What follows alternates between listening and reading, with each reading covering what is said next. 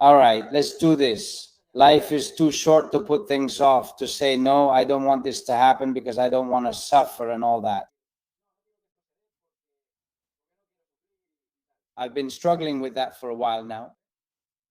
It's like watching a Champions League final between Barca and Real Madrid. It's that feeling of wanting and not wanting, you know? Well, that's kind of how I felt today. But let's see. I thought England would beat Argentina today. Not easily, but that they would win. In the 85th minute, what I was seeing didn't seem very normal to me anymore. We'll explain now, because now I'll explain why. ¿Por qué? Ahora explico por qué. Because Tuchel's capitulation was astonishing. England's German coach panicked in historic fashion. Historic, unworthy of England. But even so, I was saying, hey, look, they're defending just like they did against Mexico. They've done the same thing as they did against Mexico. The same thing. But of course, there's a difference that I think has to do, certainly, and in Argentina's case, clearly with a winning momentum these guys have, because they have it. Yes, Cape Verde, Egypt, Switzerland, whatever you want, but they have it. Because, and here I won't fall into the same trap they want us to with Spain. Look, when Argentina faces a strong team, well, Argentina already has. Let's not act like them. Let's not say the typical thing they do, like, yeah, but they faced a good one, but the good ones were really bad. No, excuse me. The good ones they faced may have been as bad as you want, but they were still them. It was England, with all the virtues and flaws that England has. And the flaw that England has, which we've seen in this World Cup, is sitting back. They did it against Mexico. It's true that they were one man down there. It's true that they were one man down there. And they did it today against Argentina, but without being one man down, you can't do that. Yesterday, Spain defended with the ball. And today, England defends in a low block, parking the bus, and that's when you lose. And look, Argentina today, I'll show you some controversial plays soon, but there haven't been scandals like on other days. There was a moment around the 80th minute I was saying they deserve it. They deserve to tie and take this match for being cowards, for being cowards. Well, as I mentioned, I didn't want to watch this final because, as someone said earlier, England is like the Atletico Madrid of national teams. I mean, yes, they always choke, and yes, today they proved it. That's why today I wanted England. I mean, I wanted England in the final, putting aside the more sentimental side of having Argentine family and Argentine friends whom I love very much and didn't want to see sad. On Sunday, that's it. There's no other option. There's no other way. Either they're sad or it's you and me. So I'd rather be happy and have them be sad, right? But it was because in the final, beyond the fact that it was a rematch of the Euros final, that they wanted revenge, that they had a score to settle. I think the English are more beatable, the English, even though they've maybe shown more in this World Cup than Argentina up to today. In the second half, mind you. I think Argentina has those tricks, has that street smarts, has that grit, has that edge that England doesn't have. And they're going to know how to play against Spain in a way that Spain doesn't like, but Holland tried to do the same thing in 2010, and look how that turned out. So this is, well, all or nothing, life or death, basically. Either you win it. Man, what we could be facing on Sunday is something really huge, really huge. I'm going to make an effort these days to say, well, Miguel Serrano, soccer is important in life, but it's not the most important thing. On Monday, the sun will rise again and life will go on as usual. Because, of course, it could be an immense, unforgettable, and absolutely overwhelming joy that we can't even contain, or it could be something really tough. Of course, which is seeing Argentina with the fourth star, and 3 was already enough for them, but with the fourth star, and I say this affectionately, given how full of themselves they are, because they are. And oh my, the stories we're going to have from now until Sunday. By the way, everyone was already crying there. Lautaro was crying, the Telemundo commentator was crying, everyone was crying there.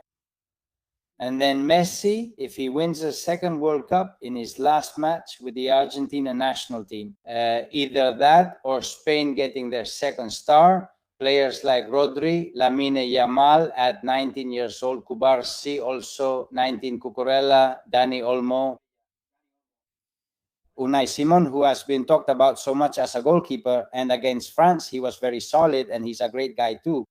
And this generation, the Spanish one, is also historic because the Euro Cup they won 2 years ago was incredible, with a much more vertical and attacking style of play. In this World Cup, Spain has gone from strength to strength, and yesterday they played perfect football. It was an absolutely textbook victory, making a great team like France look small.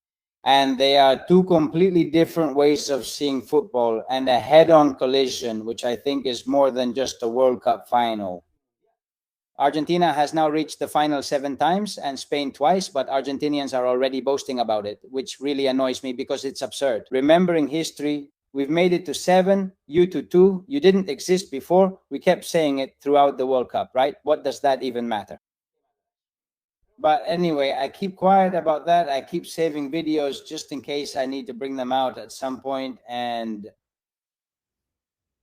it's the ultimate final within the final. It couldn't be played because of a war. At the beginning of the year, and even as spring arrived, there was no way to hold that final anywhere in the world. And there was for me, because now they'll say there wasn't, well, they've been saying there wasn't for a long time. There was a federation that didn't want to play, which was Argentina. And a federation that did want to play, which was the Spanish one, and in the end, it wasn't played. Well, it turns out that this final has been moved to the World Cup final. And the two teams that everyone thought would play for third and fourth place, what a thing, because on one side, England was the favorite, and on the other side, France was the favorite. About Tuchel, I insist, it was sheer cowardice, very unworthy of a team that wants, after 700 years, to return to a World Cup final. In 66, they played their only World Cup final and they won it. 66, I don't know what I said, 76 or 66. Now they want to return, but they must come back with more greatness than they've shown today. Therefore, I think in the end, there's a kind of karma, something that puts you in your place. Now, we're not going to do like the Argentinians and pull something out of our sleeve. Well, some people are doing it, of course, but not us. Situations that don't change the game, they don't change the game. I mean, they're not something to make a big deal about here, not at all. But they have happened, like, for example, this play that led to Argentina's second goal, Lautaro's goal. This tackle by Messi on Spence is striking because Messi never gets to the ball. Messi nunca llega al balón. He leaves his foot in, and you can't see it well from here either, since they haven't replayed it clearly. And then Spence gets up and starts limping, hurting from that play. Sorry, he starts feeling pain from that action. But since we haven't seen any good replay, now the player doesn't even protest and just keeps going. But if it was a foul, it was a foul, but you can't see it. I insist. You can't see it. That's why I'm not making a big deal about it right now, because I don't know if he really hit him. Well, judging by the player's reaction, it seems like he did. In the first half, in the opening minutes of the match, there was this play by the way, what a great player Enzo Fernandez is, how he nailed it in the 85th minute, that amazing goal from outside the box, and he'd been threatening that for a while. In this play on Elliott, he comes in from behind and punches him in the back of the neck. And he punches him in the back of the neck, and it's a serious blow. I don't know if this was a red card. It definitely didn't go to VAR, I assume, because they didn't consider it serious enough for a red card. But it's the typical thing at the start of the match that they also do to lay down a marker. You know, the referee has a certain standard, not too strict, and you can do things early in the match that you can't later, especially in the final stages. They played on the edge there, and I think they'll do the same with Spain. They're super street smart. They know all the tricks. The psychological and emotional game they've shown in this World Cup and in all the competitions they've played since 2021, that's who they are. It's not for me. They weren't a better team than Colombia in the Copa America. And yet they win because they've broken the other team's morale. And I'll tell you something. If that foul on Spence gets called, Lautaro's goal from Messi's pass doesn't happen there. It happens later, in extra time. England was already scared, really scared. Already? For a long time now, who wanted to win that match more? Who showed more greatness? Sorry, but it was Argentina. It was Argentina? Argentina deserved to win. And that's it. Our Jat misses out on a World Cup final. I think he should have experience playing in World Cup finals. If England decides to hire a coach who doesn't mess up in the second half with the same objectives. Men, 11 against 11. This wasn't about the pitch, the altitude. Mexico, they had already sent one off, and this wasn't that anymore. And man, as I said, it's really disgraceful.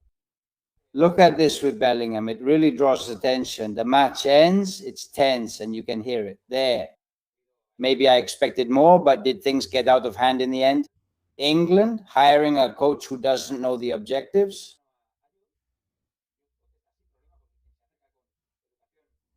He gets an education because it helps. Here, there's no problem. And then this kid comes, the boy, and he's left without a left side in his mouth. He went to Sevilla. They asked for a left back.